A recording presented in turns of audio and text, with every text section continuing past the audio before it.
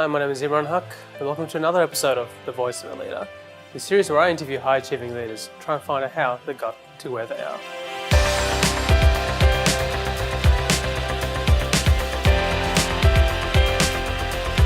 Bullying is a very serious issue in Australia, and it can happen in many environments, such as the schoolyard, the workplace, and the broader community in general. Currently, around 1 in 4 students in Australia are bullied, and worldwide, around 200 million youths are bullied. This week, I caught up with Oscar Yildiz, who's the current Executive Director of Bully Zero Australia Foundation, and is also the current Councillor for the Moreland City Council. Oscar, welcome to The Voice of a Leader. Thank you. Pleasure to be here. Oh, good. So you're the Executive Director of Bully Zero Australia, which is a foundation that helps bullied victims and their families. So I believe you've had a lot of unfortunate incidences with young people taking their lives, but there's one in particular, Alan Halkiv? Yeah, Halkich. Halkich, sorry. Or some say Halkick, but Halkich, yep. So, yeah, unfortunately, he was one of those stories where he took his lives, but I think that was a big foundation based on his story that he set up the organisation. Can you tell me more about what happened to him? Oh, look, Alan was 17 at the time, and on the 5th of February 2009, he made the fateful decision of basically getting a lift to the tip of the Westgate Bridge, and he unfortunately walked up the bridge, and after 22 minutes of walking up, he made a phone call he picked up the phone that was the operator's phone that was on the bridge, and made a call and said to the operator, "Please, can you tell my parents I love them, and I'm so sorry about what I'm just about to do," and unfortunately jumped off the bridge. And that was due to him receiving just on 300 text messages in 4 days, and those messages were quite threatening in nature, and he felt that those messages were in fact going to be carried out, some of the threats. So he took his own life at the age of 17, and that was on the 5th of February 2009. And I met the family back when I was Mayor of the city of Moreland in 2011, and pretty much from there I established a really good relationship with the family. There's a lot of things that we had in common, and I just felt that they were a good family that were willing to do anything around this bullying space. But we hadn't thought of an idea of a foundation at the time. But it was because of another young girl at the age of 14 who unfortunately took her own life up in Taylor's Lakes because her and her friend had some arguments going on Facebook, and unfortunately an explicit photo of her ended up on Facebook. Her and her friend had a bit of a falling out over an issue. It was apparently over some trivial issues. Yeah, sure. But her friend cropped her own photo out and unfortunately put her photo on Facebook for the rest of the world to see. And she took her own life the next day and threw herself in front of a train. And I, was at home watching the news, and I just thought, hang on, what's going on? Another one. And because I'd had that relationship with the Halkich family, I thought, this is similar to what happened to Alan, but it was just inappropriate the way that social media had shown her to in the way that unfortunately her parents didn't reflect her parents' values. It probably didn't. I mean, she wouldn't have wanted that photo. She was quite angry and upset about it. So through that experience of meeting that family, and I did go over to their home with Ali one night after watching the news. I called up SBS radio, Turkish radio. Yep. Found out about the girl was of Turkish background, went to her home, and basically that was the night when I thought, enough's enough. There's some great organisations out there, but I felt at the time that there was a gap in some of the issues that they were addressing, in particular the issue of educating young kids and adults and changing behaviour in young teenagers. So we've now, since 2013, Julia Gillard launched this here, she launched this office back in 2013, March the 16th, and since then we have just been out school after school nationally delivering our program. It's been very effective. How many people each year do you see on average take their lives? Look, in Australia it's around about 2,005. Last year was 2,517. So it's about 8 every day. 182 attempts are made every day.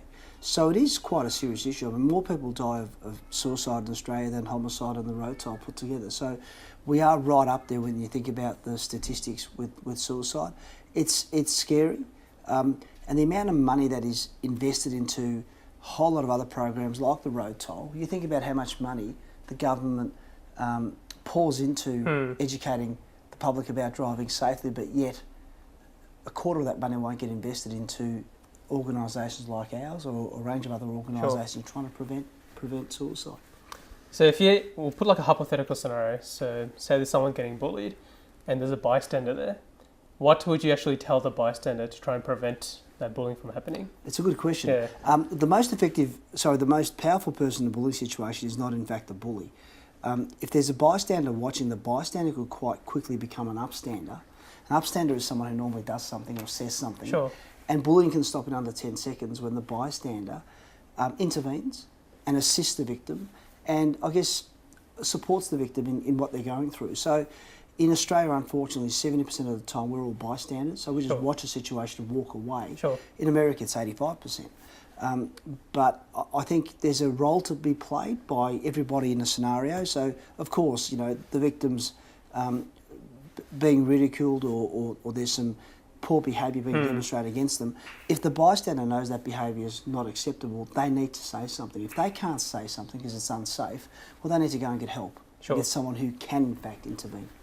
So the bystander, and the bystander phenomenon, just so you know, was developed as a result of a case back in 1964 where Kitty Genovese was raped and killed by a gentleman by the name of Mosley, and there were 38 people in apartments that saw what was going on and no one actually did anything about it. Were they scared or something? Or? Oh, look, they thought, one person thought someone else was calling, the other person thought that, it was just a quarrel, an argument between a husband and wife.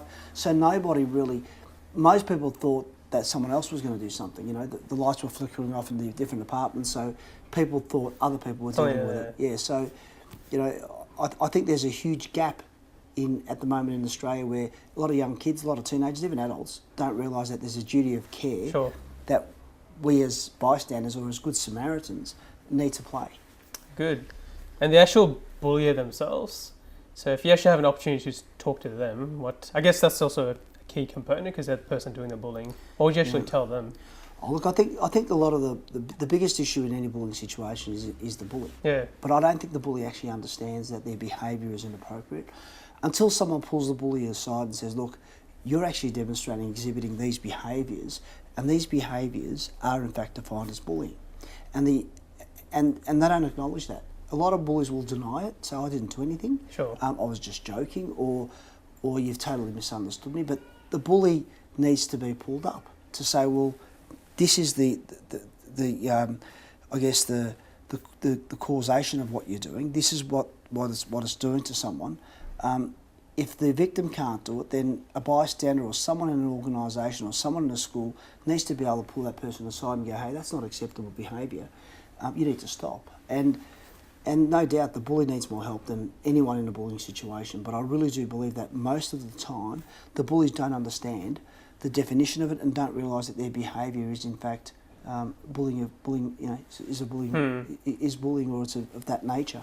Excellent. No, thanks for the responses for that. Well, focus on your other area of your career. So you're currently a councillor for the Moreland City Council. That's and correct. I think in the past you were a mayor as well. Mayor a couple of times. So I really like this council actually. No, I do like the council. Look, I mean, we all have challenges at the City of Moreland, no doubt about it. I've been mayor a couple of times. Yep. It's been an absolute honour. Look, in the last 8 years, as a councillor, I've tried to do everything I possibly can in the interests of the residents. I'll always, 9 times out of 10, protect and support the residents. Yep, sure. Because I'm a resident myself. So I live in the City of Moreland, have for pretty much my entire life, except for a couple of years, 8 years in South Australia and Adelaide. But I've lived in Melbourne pretty much all my life, and I've lived in the City of Moreland, and it's, I know that most of the streets back to front. Sure. I know all the parks, I know all the restaurants, I have a lot of family and friends, my entire family, everyone in my family, my 2 older brothers and my sister, they all live in the City of Moreland. So I've lived in Maribyrnong for a couple of years, didn't feel right, went back home. So we've no doubt got a lot of challenges, but I think if we continue to focus on those 3 R's, rates, roads and rubbish, and I think we need to continue doing the things we're really good at. We are a progressive council, just on 163,000 residents. We've got just on 70,000 homes. 70,000, yeah. One of the fastest growing, municipalities in Victoria. We're the 6th largest, very multicultural. And I guess, the storyboard that I've got at the back there, that was something that I launched with. Storyboard was a whole lot of pictures that communicated messages to non-English speaking background people and that's or residents, and that was really the driver behind the foundation. But no, look, I'm really happy being a councillor. We do no doubt have our challenges in our meetings and we have robust debates, but outside of that, we're all trying to get along as best we can with each other. A lot of politics to play. Yeah, I think that's in most organisations. Yeah. But I'm a bit of a straight shooter, man, so I say it how it is and I try and get on with the job. I'm outcome based. I just like to roll up the sleeves and get the job done. Not interested in argy-bargy. I'm not interested in mind games. I'm not interested in any indirect behaviour. Just we're there to do to do a job, and I think as councillors we need to ensure that the administration is being responsive to our residents. They're paying rates. We're a board of. I believe we're a board. And we have started to realise that we're a business, because we are.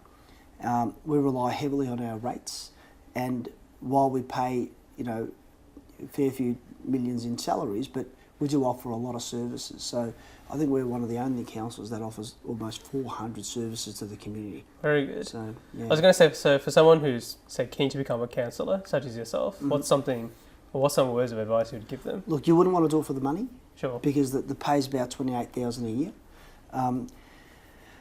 I think having pride and passion, but certainly pride in your suburbs, pride in your city. As I mentioned, I'll drive past, a bin that hasn't been collected, and I'll call up the council. I'll drive past a home somewhere in Glenroy and notice there's a TV out the front. I'll stop there and I'll send an email. Or I'll notice a pothole in the street in Brunswick, even though it's not my ward. Yeah. It's my city. I love it. So someone who wants to run for council, I think, needs to have passion for their suburb or passion for their municipality. Someone who's not willing, is happy to take a bit of flack. Yeah. You do get that, not just from your councillor colleagues, but certainly from the residents. It's a stressful job because you've got to be able to multitask your emails, your phone calls, and then you've got to maintain a full-time job. But family, really important. If you've got a young family, I don't advise becoming a councillor. I was a councillor when I had young kids, and I didn't see my kids grow up. Oh, right. Which is pretty sad. So the last 8 years, I'd have to say to you that my oldest daughter, I do regret one thing, and that is not spending enough time with her because I'm never home. So it's a pretty full-on job. Look, there are councils that will put in 22 hours a week. There are councils that will put in 2 hours a week, and there are councils that will put in 6 hours a week. If you tally up the number of emails, phone calls, I think on average I'm putting in at least 15 hours every week, and sometimes more. In fact, when we have a council meeting or meetings, I'm putting in about 30 hours. This week, I've attended probably 3 or 4 events already. And so by the time you add that, by the time you add all your emails, it is another job. It's another job, and I think I'm doing some good things at council. I had a meeting this morning again. So being able to juggle that in between all this is good, but I think the only issue is if you have a lot of politics in a council, unfortunately, it'll show a lot of fracturing.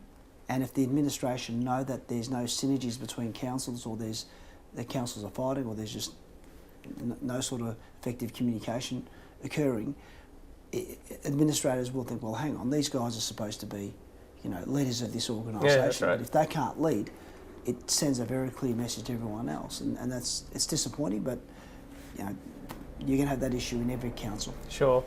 Just one final question, something I'm very curious about. Sure. So you have all your careers, Executive Director of Bullies, you're Australia, then you're a councillor. You have a million hobbies. I think taekwondo, tennis, AFL. Yeah. How do you manage to sleep?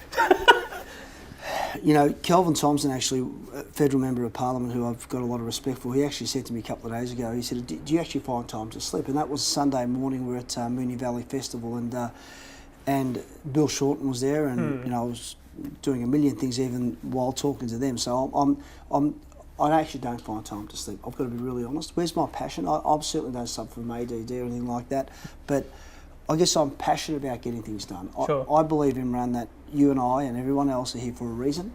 I don't just want to pay the bills. I don't just want to do 1 year holiday.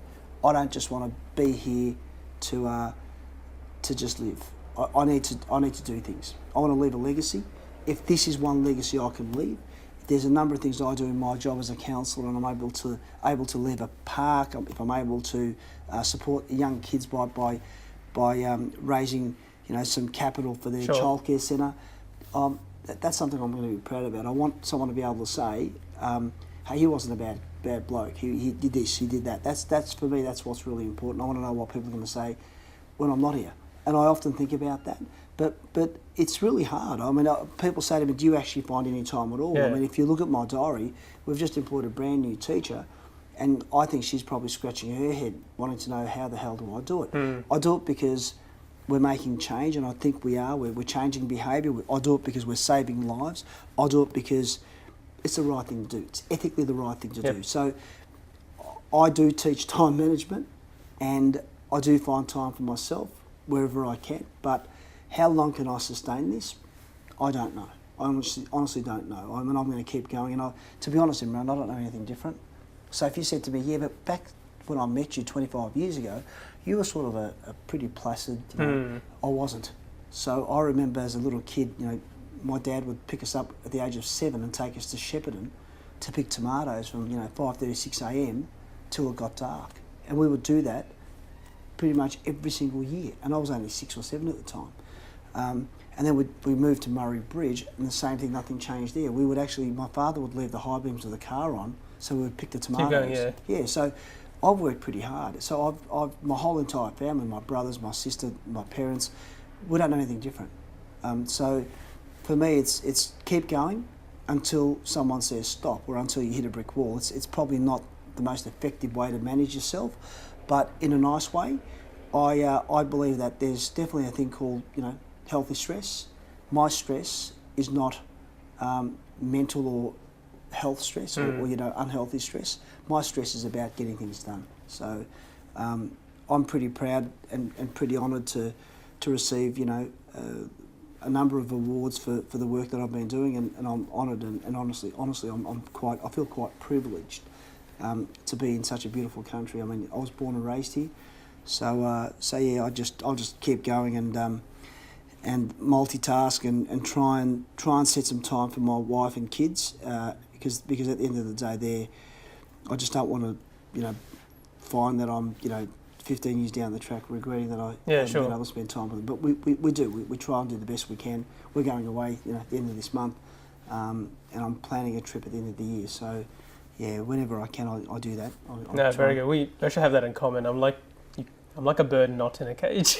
I can't stay in the cage. I have to constantly stay busy. And I was going to add, life is short. And at the end of the day, like, one person can make a difference. So you should be amazed. We have so many, we have 6 senses. And if we use all of them to, max to the best of our abilities, there is actually a lot we can do. Yeah. And I just don't, personally, I had another interview and I said out of every 10 people, there's only 1 leader. We need more of those people. So I'm supportive of everything you do. I'd rather someone get less sleep, but very productive, get a lot done. So I totally agree with that. I do, and I've got so much to do. And the thing is, if you said to me, what about if you stopped using your laptop and you stopped using your phone? Is there any work in here that could be done? Absolutely. I could spend a week in here easily. I could spend a week on my phone quite easily. I could spend a week on my laptop. There's that much work to be done. And, I think I've just been blessed with some good people. We've found one that's with us now full time, and we're hoping for another one very shortly. But we've just got to employ, I think, a few more others to be able to take some of the burden off. I think I'm doing what 6 people should be doing. Yeah, sure. And it's pretty tiring, but it's not bad work. I'm not in the trenches with a shovel. Not saying that that's a bad job, but I'm saying I've got a fair number of volunteers that are helping me in those trenches to be able to raise some funds. I guess my biggest disappointment with this organisation is I can't believe the government, federal or state, haven't noticed us. Maybe they've heard about us, but they haven't seen what we actually do to fund us, because we genuinely go out to schools and we hurt the kids. We hit the kids where it hurts, I guess, in the heart, and say, well, it's about changing behaviour. Yeah. If I can respect you all the time, on, offline, anywhere, there should be no reason for bullying to occur. So we're about changing behaviour. It's going to take a long time, and my goal is one day to never be needed. I'd love to go not bankrupt financially, but I'd love to not be needed one day, Sure. where there is no bullying. Can't see it happening, but if it happens, great. Because you currently have a hotline, don't you? Yeah, we do. We have a 1-800-0-BULLY hotline and 1-800-028-559. And that hotline's just saved almost 63 potential suicides. And that's, you think about it, that's 63 people that came into this world with hope. They almost left in despair. So these people almost left this world because of persistent, callous, inappropriate behaviour being demonstrated against them. So, and I've met the families. I see the families who've lost their kids and the pain they're going through still from 6-7 years ago, maybe even longer. That pain is still very, very raw, and I don't want anyone to go through that. I don't think, as a parent, no one deserves that. And I'm a parent. I'm a parent of 2 young girls, and God forbid if something like that happened, I sometimes wonder, empathetically, you can't even empathise. It's tragic. But we live in the best country in the world, I think, and yet we've got a serious problem, not just with bullying, but with drugs, with mental health, and they're all interrelated. All those antisocial things, unfortunately, can cause someone to suffer a breakdown. And whilst a lot of the bullying cases that we're, just on 200 suicides have been identified, out of that 2,517 as potentially bullying victims, and that's sad. That's a high figure. No problem. I was going to say, we'll just finish on this last question. What's Sure. just general advice you can give to the public if they're seeing bullying happening? Yeah, look, I mean, it's important to ensure that it is bullying, because you and I can have conflict. You and I could have performance issues at work, performance management issues. You and I could have some argy-bargy. Yeah, sure. You and I are going to argue. No doubt. I mean, thank God in 2 weeks, our new trainer and teacher and I haven't had issues. But naturally you're going to have misunderstandings. Naturally you're going to have some conflict here and there. But the thing is, if it's happening every single hour of every single day and there are issues and you can't stand that person or work with that person, sure, then there's probably a very good indication that there's a case for bullying. So I just say to people, when you see inappropriate behaviour, if you don't have the ability to stand up and you're not assertive enough to say, look, I don't appreciate that behaviour, tell someone. Sure. Let someone know. Say that there's something not right there. And no doubt, some of us will come to work feeling upset and angry because there's a whole range of other issues that are going on outside of work. For instance, issues at home. Yeah. But you don't use, a colleague as a punching bag, and you don't go home and use your family as a punching bag, and you certainly don't go into a leisure centre or a sporting club and use people in that organisation as a punching bag. So I say to people, I think we need to just take a step back and try and empathise and visualise where those words go and where that behaviour can end up. I think we're all guilty of it. We all do things and go, gee, I wish I hadn't have done that. But I don't think you need a camera. I don't think you need someone telling you. People know when the behaviour is inappropriate. I think we just need to change, respect each other a lot more, but I think we need to perhaps have a balance. Some of us, the good old days when we would go out and kick the football outside in the street, the good old days when we'd actually call each other. Technology has certainly had a massive impact in the way that we communicate now, and to the better for some, and obviously not as for the others. I mean, the digital migrants don't like it because they've been used to communicating a certain way. We all need to change, and it's the strongest species that are willing to change that survive. So we all need to accept the fact that we need to change with the times. So my advice to people is that just use the basic words of common courtesy and respect towards each other, online, offline, in a park, at school, at work, in a club, in a community organisation, in a council, in government, as a police officer, as an AMBO, doesn't matter, as a teacher, anything. Let's try and show some of those, those good habits and those good, I guess, those good morals and good values towards each other. But unfortunately, because it's so distorted, and it all starts at home. I think the most important thing about bullying is if people can educate their kids about the acceptable behaviours, I think teachers would be very happy because they have kids who have some of those really strong values embedded in them. But bullying starts at home. There's no DNA, no one's born as a bully. It's learned behaviour. It can very quickly be unlearned, and that's what we're trying to do. We're trying to replace that poor behaviour with good behaviour.